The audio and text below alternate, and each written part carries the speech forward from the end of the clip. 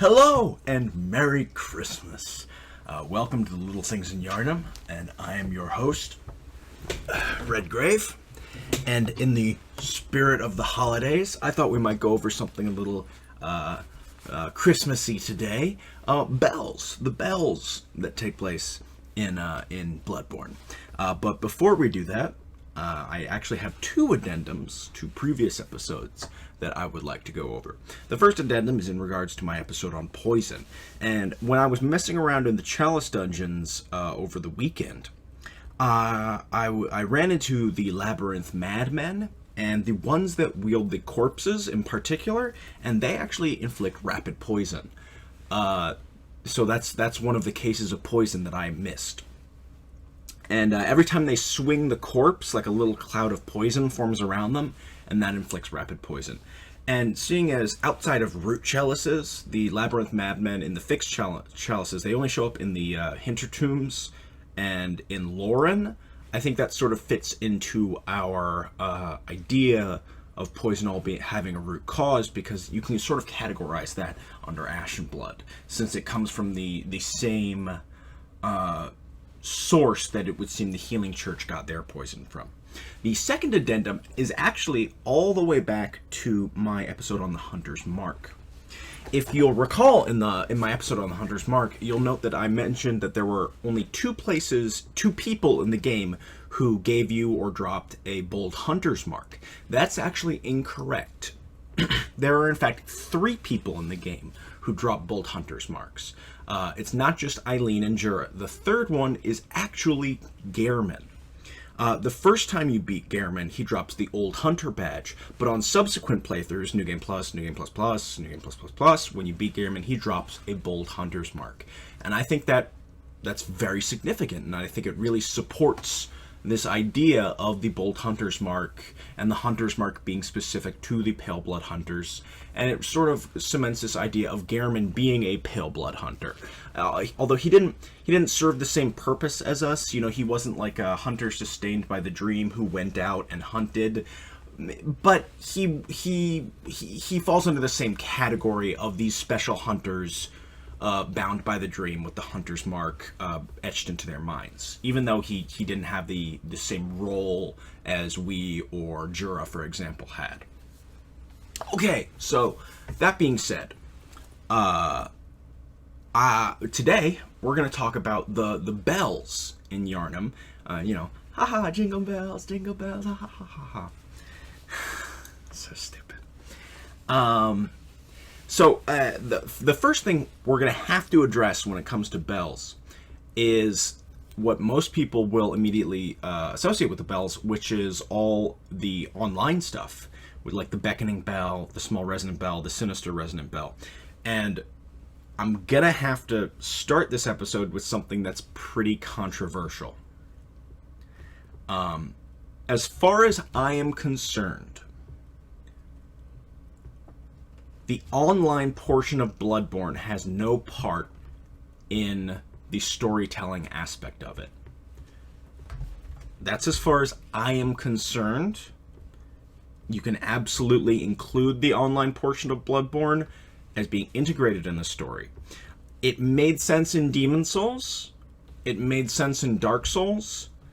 But it really does not make sense in Bloodborne, the way that the online function works, because it really appears as if this is one reality, one timeline. There's no multiverse thing going on. There's no interconnectivity of time going on. It's one consistent timeline. And it feels like the online portion of the game was included solely because it's a Souls game. And don't get me wrong, it definitely would have been a worse game without that online function. It really definitely does add a whole other layer to enjoying the game.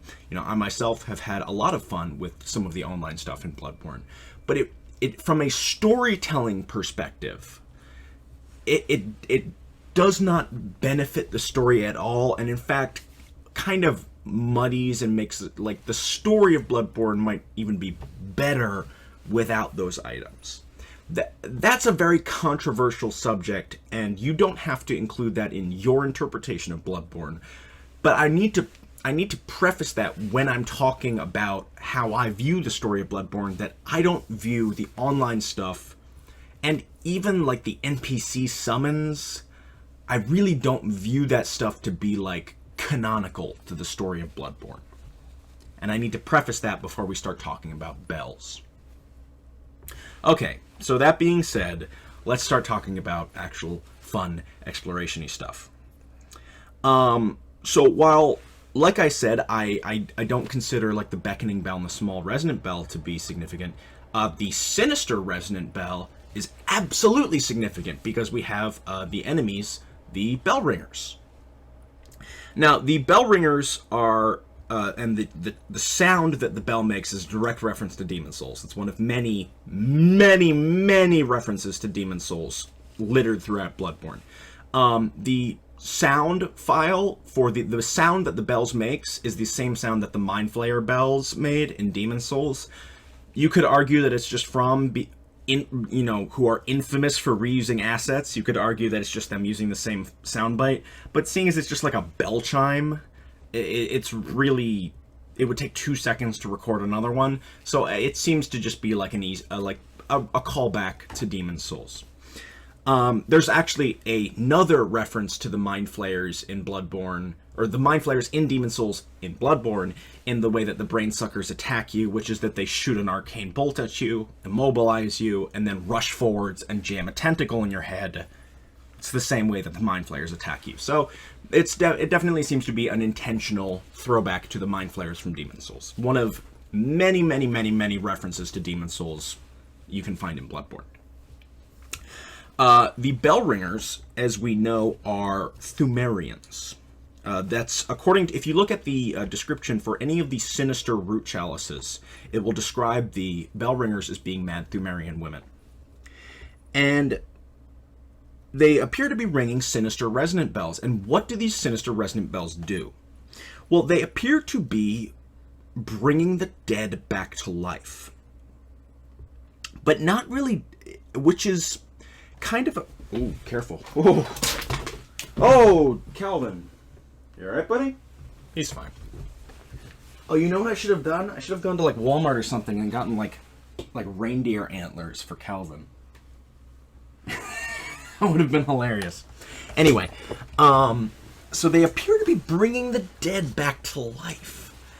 And but more than that, it's almost like they're summoning them from someplace. So where are they summoning them from? Because it doesn't appear to be that they're summoning them from the Dreamlands into the waking world, because you also find them summoning things in the Dreamlands. So where are they bringing them from? Are they like summoning the dead from the underworld? Or are they creating them because the enemies they make look like they're made out of blood? So what's going on there? And I thought it might be kind of fun to explore. So, for starters, it definitely appears to be that when they ring these bells, it draws the spirits of the dead, or it brings life back into the dead. And it appears to be some kind of, it appears to be a one-way street. When they ring the bell, something gets pulled towards them. It doesn't appear like they can ring the bell and go to some other place. So it definitely looks like it's some kind of one-way direction in which the spirits of the dead or whatever are attracted by the ringing of the bells and then manifest themselves in our world. And so I was curious about this, and I was like, you know what? Because I know that bells have a big importance in Buddhism. I was like, you know what? I'm going to take a look and see if there's any significance of bell ringing in Japanese culture. Because obviously I'm not from Japan. So, I did a little research. The first thing I found is that on the New Year's in Japan, they have a bell ringing ceremony where they ring a bell 108 times, which is a very important number in Buddhism, and is a very important number in a lot of cultures and a lot of religions, which is why I decided to, which is why I edited the Pale Blood Hunt so that it had 108 pages. Yeah, I'm so fucking clever. Ha ha ha ha. Anyway, and And so they ring the bell 108 times, and each time is supposed to cleanse us of a different sin, and it's a sort of a celebratory thing to usher in the new year. And I was like, oh, okay, that's kind of interesting. But I, there wasn't really anything there that I really delved too deep into. The second reference to bell ringing is that the ringing of bells is very important in the Japanese Bon Festival. Now, this got me very excited, and if you have seen my episode on flowers, you would know why this discovery got me very excited. And for those of you who haven't seen it, I'll just go over it real quick. In the episode on flowers, we talked about the winter lanterns. In Japan, in the Japanese version of the game, the winter lanterns are called hozuki. A hozuki is a type of cherry plant. It's a type of plant, type of flowery, a type of plant. And it's also called a winter cherry, a cherry flower, a lantern flower, a winter lantern. And it's a very important plant in the Japanese Bon Festival. The seeds of the hozuki seeds, are used as offerings to guide the spirits of the dead. A seed will be placed inside of a paper lantern, and it will be allowed to float across the river, and those are supposed to guide the spirits of the dead. And that was a very interesting connection I discovered when I was doing some research on the winter lanterns. And as I was looking at the Japanese Bon Festival, I went looking through the etymology of the term and where the name Obon came from, and it comes from the Chinese Urambana, which is the name for the Ghost Festival, which is very important in Chinese culture. And in turn, the Chinese get it from Urambone, which is a Sanskrit word meaning suspended upside down, which obviously I, in particular, was very excited about learning. So right there, I had two very significant links between the Japanese Bon Festival and Bloodborne. And so when I discovered that bell ringing had something very important in Bloodborne, or that when I discovered that bell ringing had a very important function in the Bon Festival, naturally I was very excited. So what are bells for in the Bon Festival? It's very simple.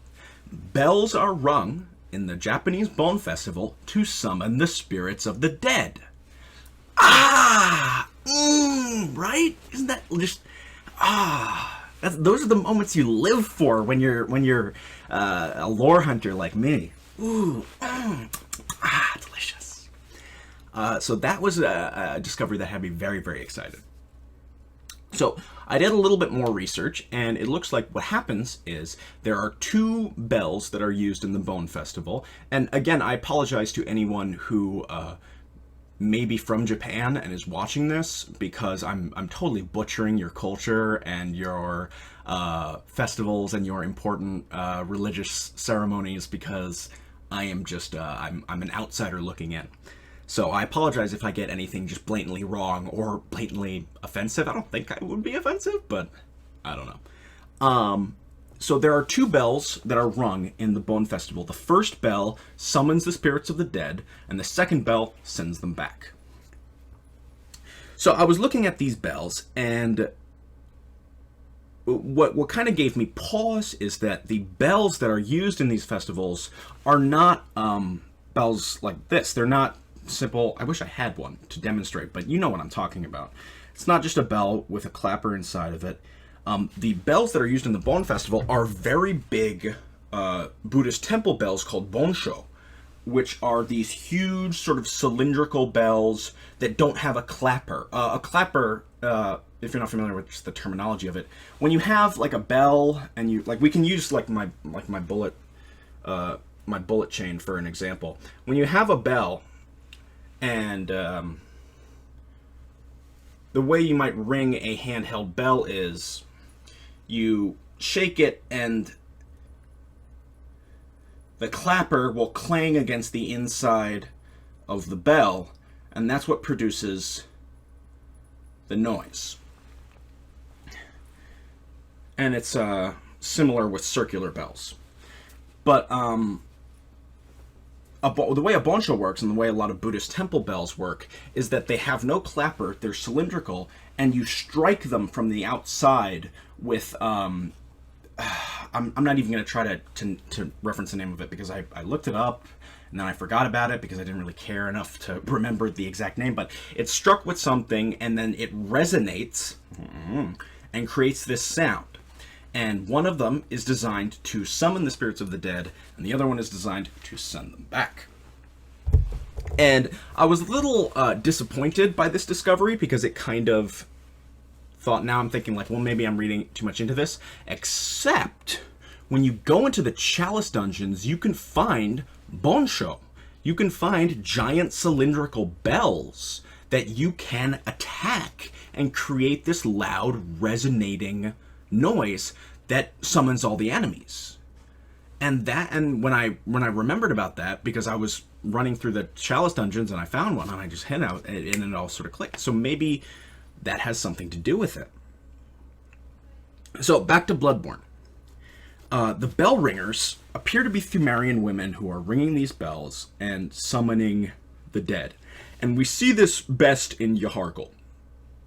Now, I want to take a moment to talk about the One Reborn and a very, very, very common misconception or just blatant error people make when they're talking about the One Reborn. A lot of people talk about the One Reborn as if the School of Mensis summoned it, which is not true. The School of Mensis did not summon the One Reborn. The Pthumerian Bellringers did. And I've read so many theories about the One Reborn, about how the School of Mensis is trying to create a body for Marigot, with the introduction of the DLC, and a lot of very striking similarities between the One Reborn and the Orphan of Kos and the rest of Kos's body. I've seen a lot of similarities there. That's a very interesting avenue of exploration, in that the idea that perhaps the One Reborn it's the rebirth of Kos and the Orphan. That's a very interesting idea, but it's very important to note that it's not the School of Mensis that's performing this ritual, this particular ritual, although the body parts were very clearly used by the School of Mensis. In fact, it drops yellow backbones. So what looks like what happened with these bell ringers is, because we find them in the Nightmare and we find them in Yharnam. And it looks like what happened is when Mensis performed their ritual and it went horribly wrong, and it was a horrible, horrible failure. And the veil between the Nightmare and Yharnam was just torn open.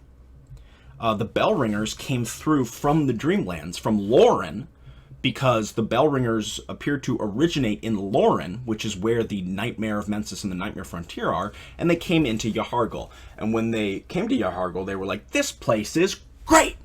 Look at all these corpses we can bring back to life. And, you know, they went fucking crazy, and they started bringing all the dead back to life. They opened some of the caskets, and they were like, look at all the dead bodies in here, this is perfect! And they just brought everything back to life. And they started fucking around. And it brings me back to the One Reborn, because it really does appear like it's just a big pile of guts that the Bellringers brought back. I know, it's not the sexiest theory. It's not the most fun theory, but that's what it seems to look like. It looks like the One Reborn is just a big pile of gunk that the Bellringers brought to life. I know, it's a boring theory. But that's what it looks like is going on. So the bell ringers appear to be ringing the bells to bring the dead back to life, to summon the spirits from the underworld. When I discovered that the bells had to do with the Japanese Bone Festival, I did some digging and I did some research into like the Buddhist underworld and that sort of thing, and it was kind of a dead end. I didn't really find anything that might help me explain what's going on in Yharnam with the bell ringers. I was hoping maybe to find some kind of Japanese demon that maybe resembled the One Reborn, but I couldn't find anything. And I did learn that the Buddhist hells and the Buddhist underworld is really fucked up. Like, it's way worse than going to hell in Christianity. And hell is just a lake of fire. You just burn forever. Buddhist hell, holy shit, you don't want to go there. It's fucking creepy. But yeah, so that's what it looks like is going on, is that the sinister bells are used to reanimate the dead. And they really do seem to be creating things out of blood. Now, if we look at blood echoes, what blood echoes are, is blood echoes are supposedly like the last remnant of the will of whatever had this blood, you know, the ancient blood echoes that Dahl speaks about. So maybe it's the case that the bell ringers are bringing the dead back through like calling upon the energy of these blood echoes to manifest them into physical beings. It's not very clear.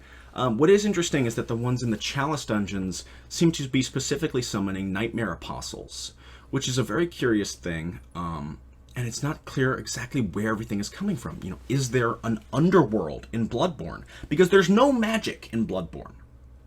There's no magic in Bloodborne. I think that's a very important thing to establish, especially in regards to Cainhurst, which is the one sort of wrench in that idea. But I think you can still make everything work. But there's no magic in Bloodborne. So where is everything coming from? It doesn't appear to be coming from the Dreamlands. It doesn't appear to be coming from the waking world. So where are these undead, these blood demons coming from? It's not very clear, but it's very interesting to think about.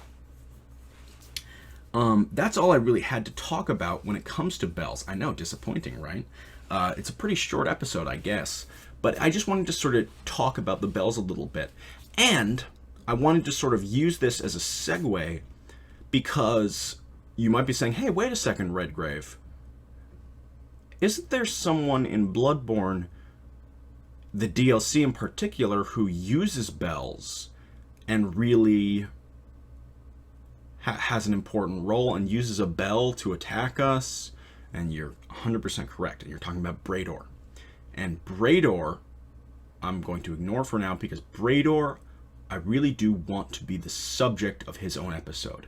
And he will likely be the subject of the next episode of Little Things in Yharnam, because I think this character is very, very, very important. Very, very, very important. And I don't think enough people have been giving him the attention he deserves. So the next episode of Little Things in Yharnam will specifically deal with Brador, and we're going to go into a lot of depth with him. It'll probably be a very long episode, because I have a lot of things I want to talk about in regards to him. But before that episode comes out, I do have a project that I've been working on and off for a video, and it's a work in progress, because I'm very new to video editing and to audio editing, so I'm very much learning it as I go along. But I hope it's, you know, it's probably going to be the biggest thing I make since the Pale Blood Hunt. So I hope that people like it. And that's all I really had to talk about. I didn't really have any theories I wanted to shoot at people. I just wanted to sort of, in the spirit of the holidays, I just sort of want to talk about bells and that one connection I made between the Obolin Festival. So that's all I really had to talk about today. I know, it's a short episode, right? But whatever, what are you gonna do? Whatever. I don't owe you an episode. Actually, one more thing before I leave, which is that I've had quite a few people... Oh, actually, you know what? I forgot something. And that is the bells on the lamps. Oh my god, I can't believe I forgot about this. Okay. Totally slipped my mind. So, the lamps that we use to go in and out of the Hunter's Dream, they have 3 bells on them. They have, like right on the top. And I was watching one of JSF's videos, Bloodborne Up Close, which if you haven't watched, you should absolutely check out. They're brilliant. Absolutely brilliant. All of them.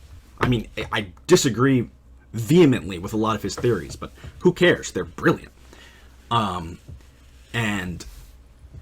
I was watching one of his videos, and there was a comment in his video where someone suggested that the bells on the lamps were what sent us, were how we traveled back and forth between the Hunter's Dream. And I thought this was a very interesting theory, but, and I hate to be a spoil sport, I love being a spoil sport, who am I kidding?